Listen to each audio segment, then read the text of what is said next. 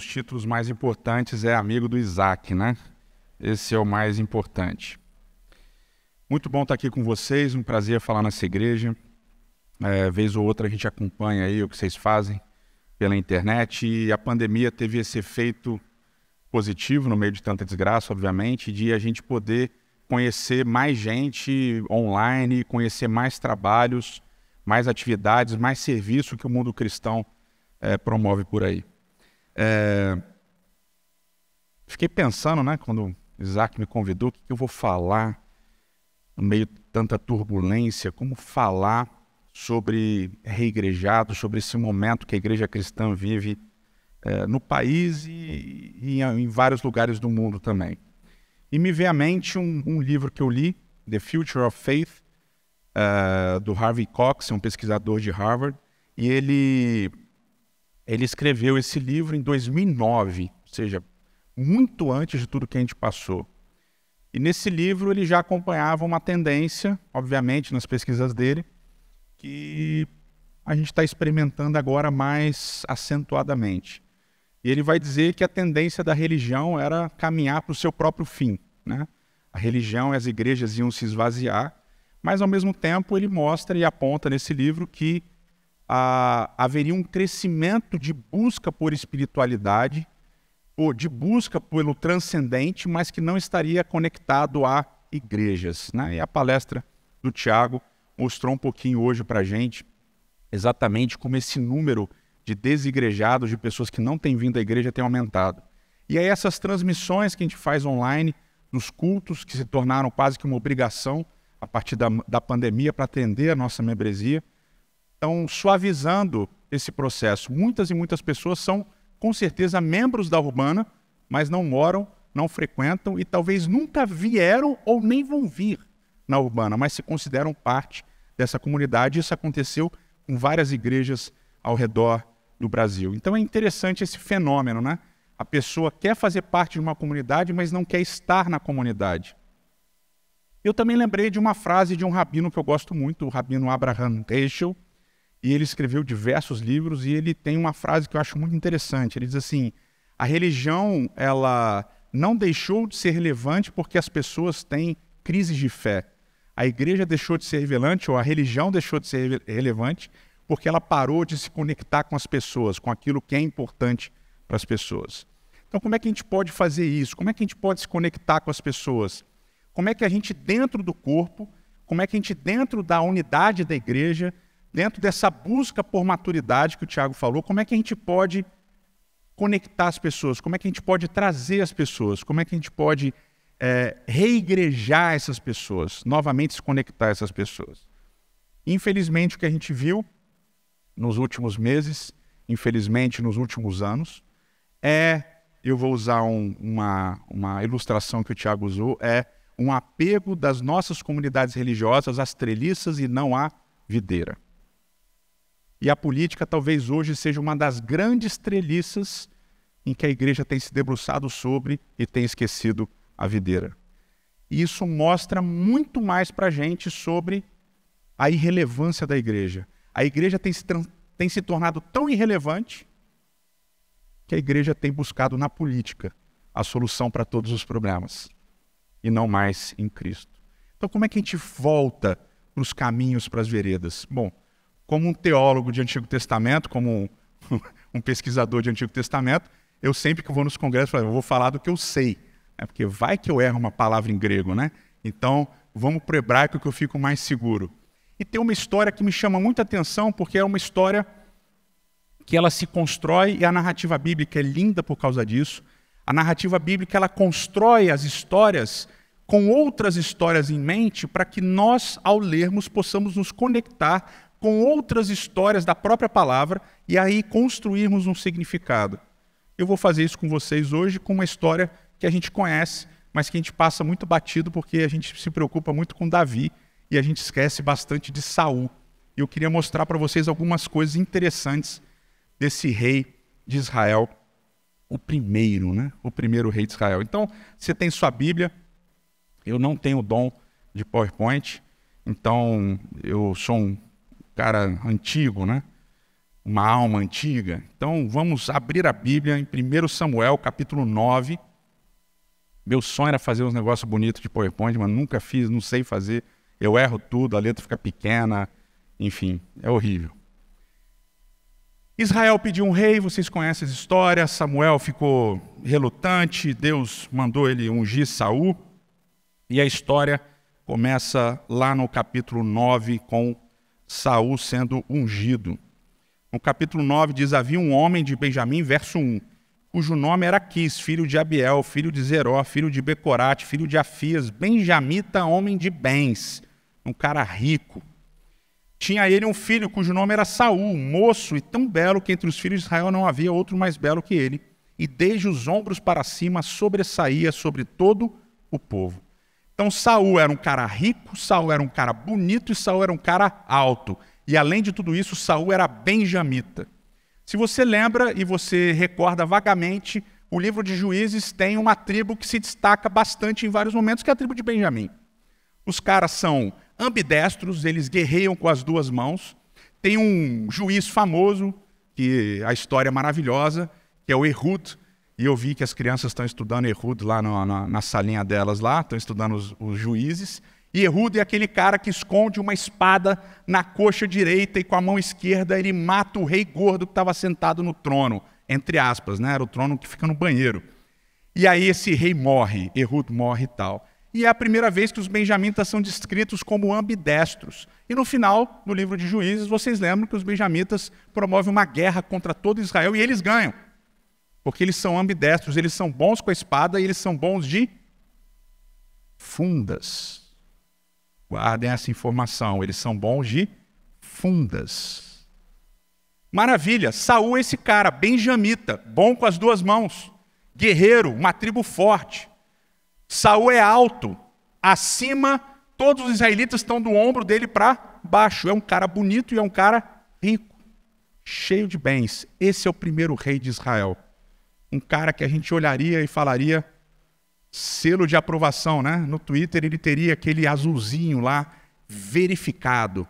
Esse é o cara verificado, é um cara famoso, é um cara bom. Todo mundo olha para ele, vê ele de longe, esse é o cara. Saul é o cara. E ele é ungido o primeiro rei de Israel.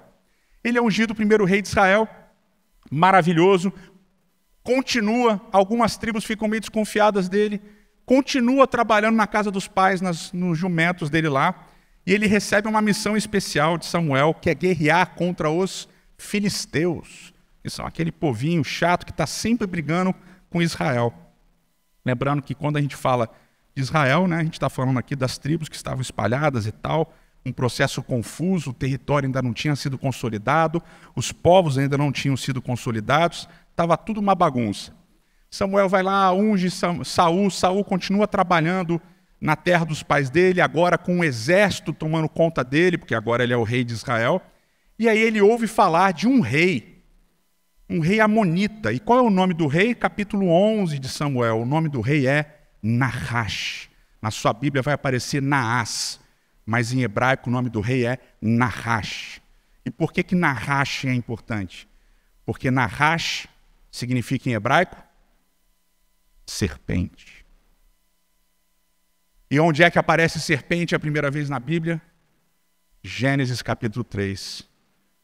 Verhanahash, e a serpente era o mais astuto de todos os animais. E aqui o rei que Saul vai guerrear é Nahash, é o rei que resolve fazer um acordo com algumas tribos do norte de Israel. Ele diz assim, olha, se entreguem.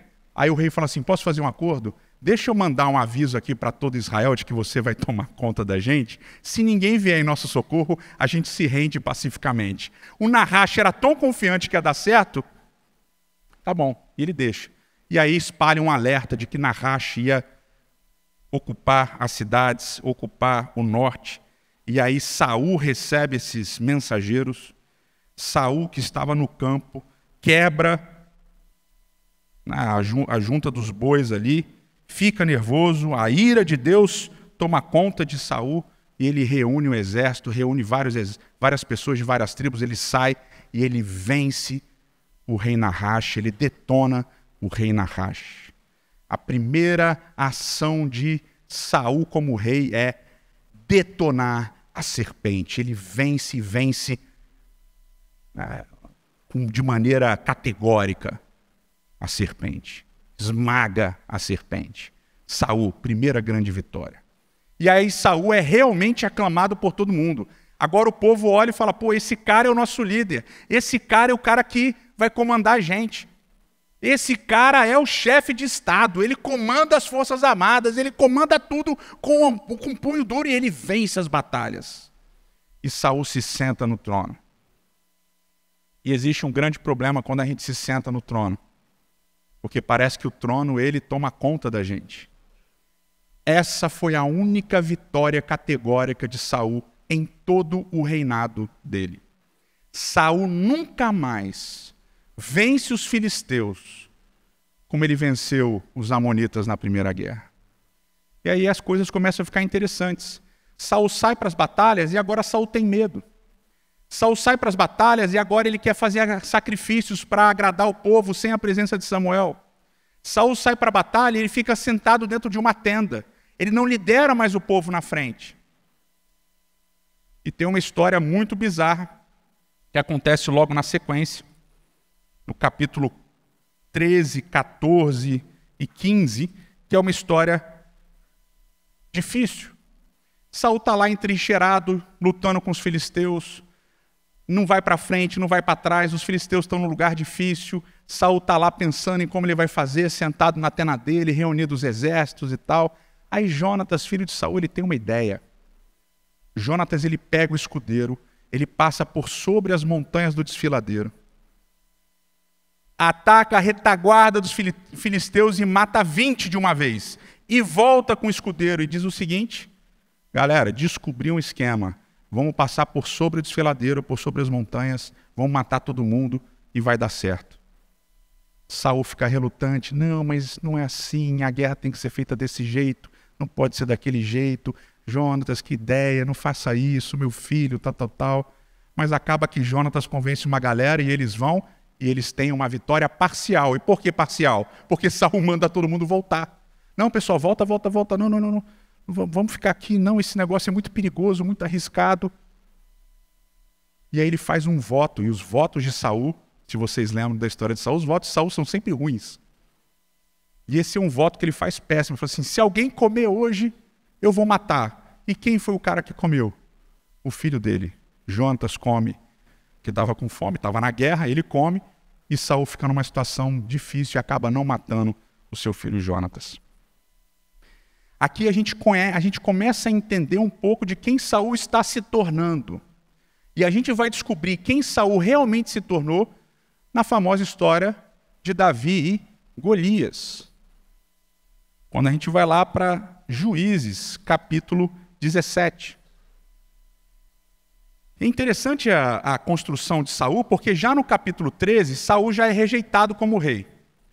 Samuel diz, o teu trono vai passar.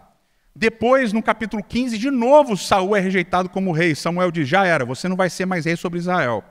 E no capítulo 16, Davi é ungido rei sobre Israel.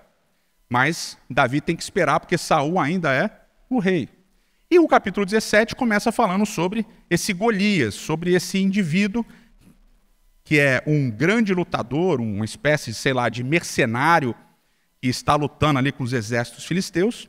E algumas informações são dadas que são importantes, né? Capítulo 17, verso 1 em diante, diz assim, ajuntaram os filisteus as suas tropas para a guerra e congregaram-se em Socó, que está em Judá, e acamparam-se entre Socó e Azeca, Éfes Damim.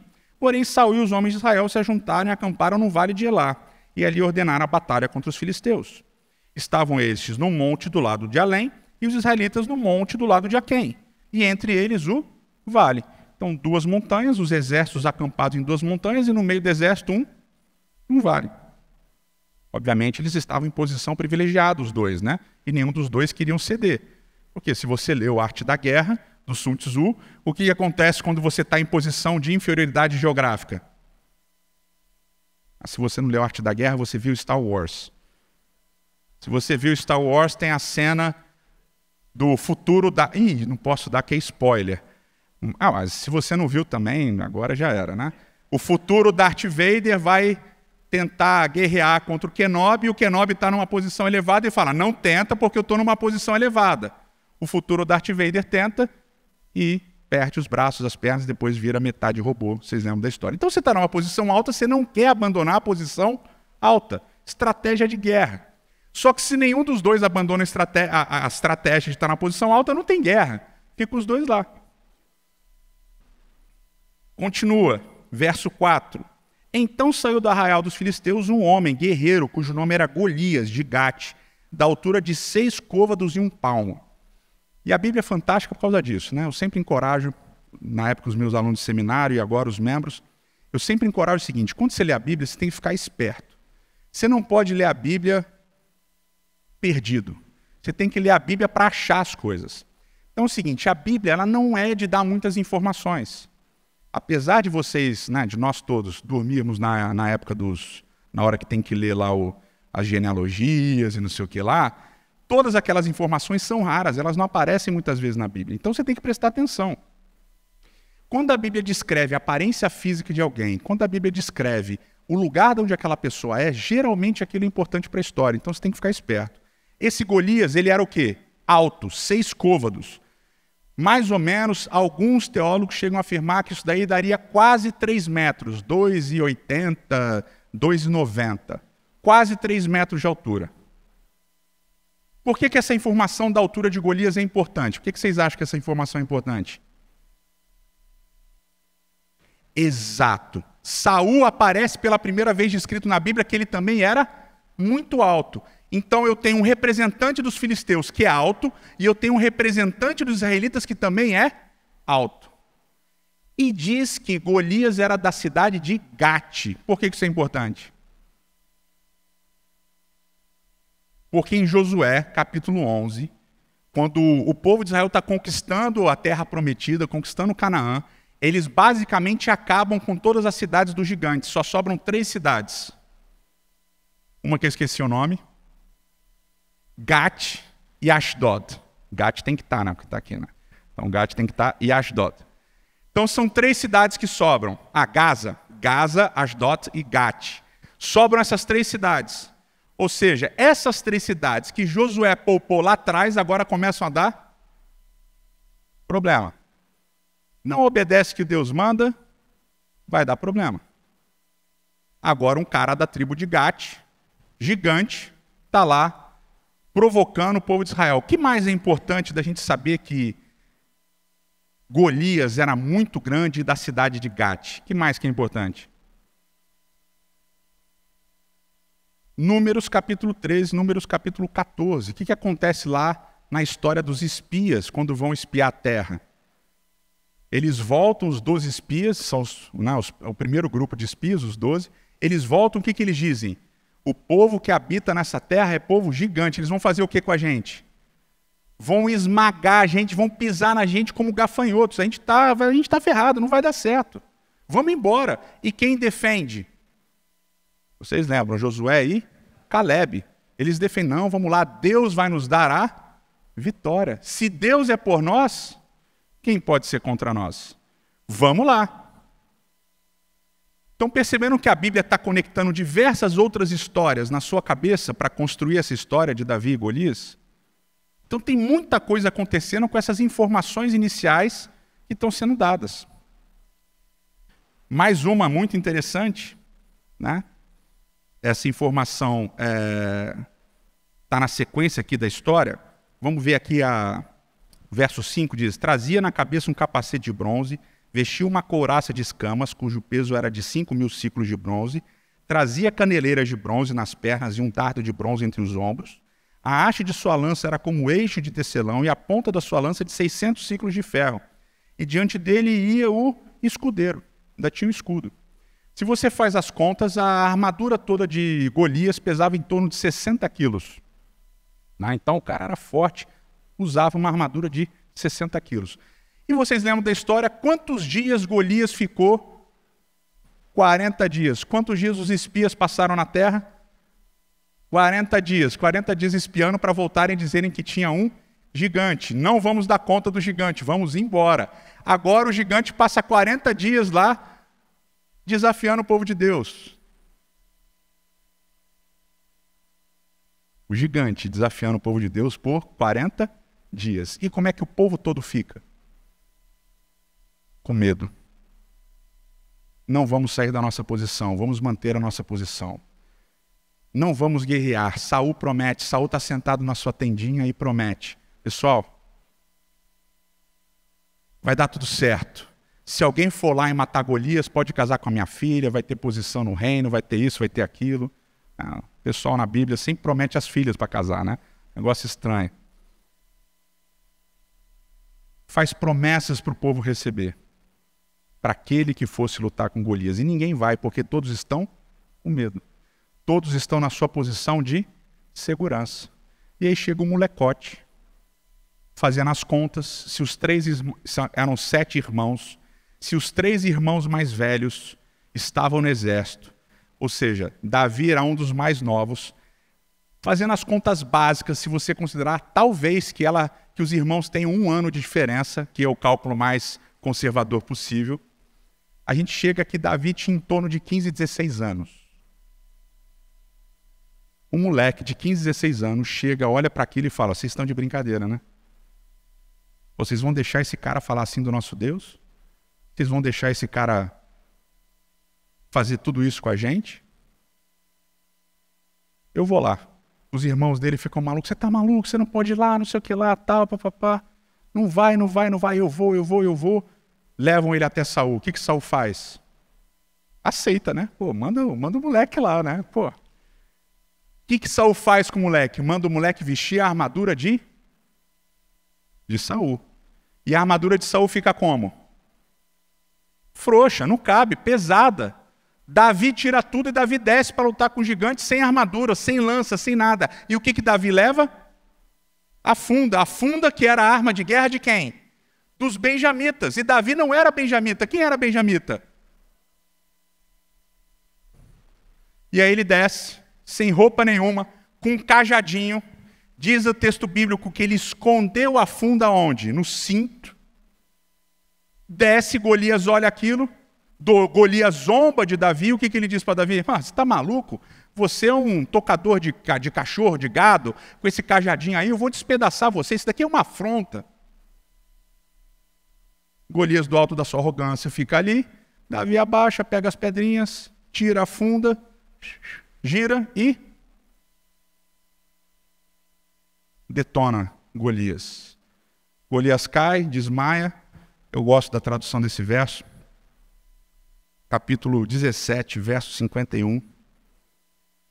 Pelo que Davi correu e lançou-se sobre o filisteu, tomou-lhe a espada e desembaiou-a e o matou, cortando a sua cabeça. Essa partezinha que ele fala, tomou-lhe a espada e desembaiou e o matou, cortando a cabeça, a gente traduz assim, ó. E o matou com a espada que não estava em suas mãos. E o matou com a espada que não estava em suas mãos. Davi vence a batalha com Golias, usando uma arma que não estava nas mãos dele. Ele toma de Golias depois de usar a funda. Davi é aclamado. Dali vocês sabem a história. Davi passa a fazer parte da corte. Saul fica com raiva, Saul persegue Davi. Davi é perseguido em torno de 12 anos e ele demora 19 anos, desde esse momento, para ser ungido como rei sobre todo Israel, ou seja, ser aclamado como rei sobre todo Israel, porque ele já tinha sido ungido por Samuel. E só 19 anos depois é que Davi finalmente vai sentar no trono. E Davi vai ser o grande guerreiro. Vai ser um guerreiro que vai lutar todas as batalhas pelo povo e ele vai trazer paz para a terra. Mas o trono faz o que com Davi? Acomoda Davi. E na batalha que Davi resolve não sair, e Davi resolve ficar sentado no trono, acontece a história de Batseba. Não vamos entrar na questão da história de Batseba, mas eu vou concluir a minha fala aqui, para dar mais tempo para a nossa mesa.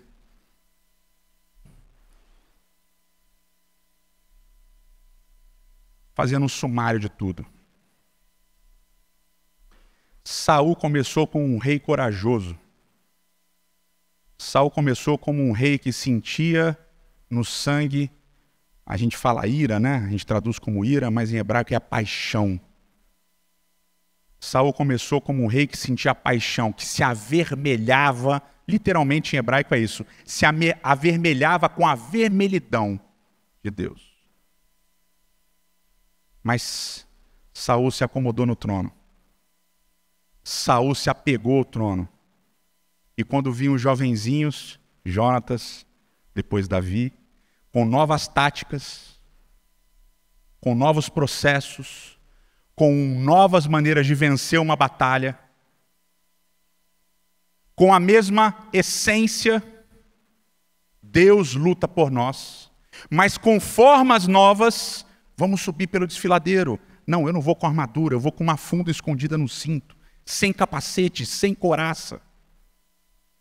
A essência de lutar em nome de Deus, guiados por Deus, continuava, mas as formas totalmente novas. O que Saul faz? Não é assim, não pode ser assim.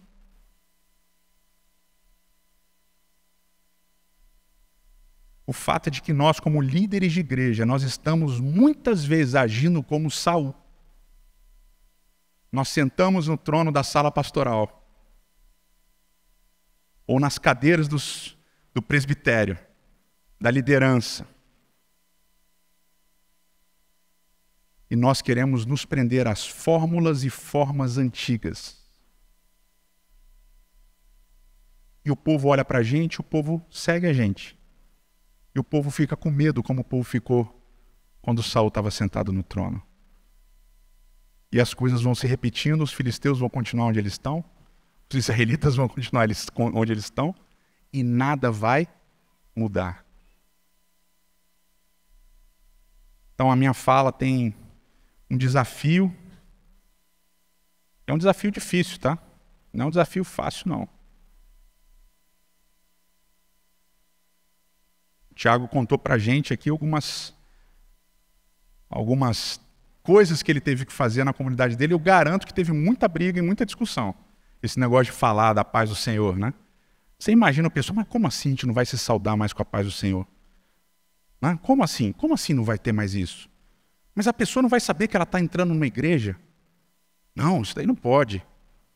Não dá certo. Vai ter uma hora de sermão? É muita coisa. Vamos dar uma quebrada nisso daí. Toda vez que a gente desafia a gente, a nós mesmos e a nossa comunidade, a sairmos da nossa zona de conforto, vai dar problema, não vai ser fácil. Mas foi isso que Jonatas fez, foi isso que Davi fez. Desafiaram Saul a sair da zona de conforto. Mas infelizmente Saul não ouvia mais. Saul estava surdo e cego para a ação de Deus nas outras pessoas. E essa é uma realidade importante para quem é líder. Deus não age somente através de você, meu querido. Deus age através daquele nerdzinho da sua igreja, com óculos fundo de garrafa, um estereótipo total, que para falar uma frase demora 40 minutos. Deus age através dele. Deus usa aquele rapaz. Deus age através das pessoas que você não está preparado para ouvir. E Deus está, através dessas pessoas, desafiando a sua liderança, não a cair, mas a melhorar, a crescer. Porque nós vivemos um tempo e nunca foi vivido na história. E não vão funcionar as mesmas formas que foram usadas em outros momentos. A essência precisa continuar a mesma. Quem vai na nossa frente é Deus. O nosso centro é Cristo. O nosso foco é Cristo. Mas nós precisamos nos desafiar, como comunidade, como líderes, a sairmos da nossa zona de conforto, tirarmos as armaduras e usarmos as bênçãos que Deus já deu para a gente. Saul era alto. Saul tinha todos os elementos, ele era o cara da funda. Tudo que ele precisava para vencer a batalha com Golias, ele já tinha. Mas ele se apegou ao poder e ao trono, se apegou às convenções humanas e esqueceu que, além das convenções humanas, para além da lógica humana, está a lógica divina. está a direção divina. Está o poder de Deus atuando. Retomando, se a gente achar que é através do poder público político que as coisas vão acontecer, é porque a gente está como Saul usando as convenções normais da guerra. E Deus, desde o Antigo Testamento, já diz para a gente, não é assim que funciona. Eu não atuo de acordo com as convenções humanas. A minha lógica é diferente. E Cristo vai dizer isso claramente. Se alguém quer ganhar, perca. Se alguém quer ser o primeiro, seja o último. Se alguém quer viver, morra. Por isso que Paulo diz que a lógica do evangelho é loucura. Sejamos loucos de Deus, loucos do Senhor, porque a gente não confia na nossa própria lógica, mas na lógica que Deus vai abrir o mar e a gente vai atravessar em solo seco.